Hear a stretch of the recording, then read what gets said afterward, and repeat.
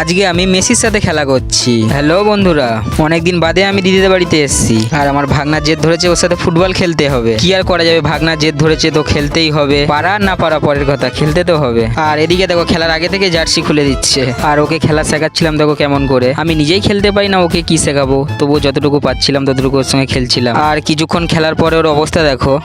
আর খেলবি না? দম লেগে গেছে? কেন খেলবি না কেন? এই তো বল কোথায় যাবে না? অমন করে খেলছিস কেন? ওর খেলা হয়ে গেছে। যারা উদ্র যাতে জল খামি যাচ্ছি, জল খামি যাচ্ছি, দেখেছিস?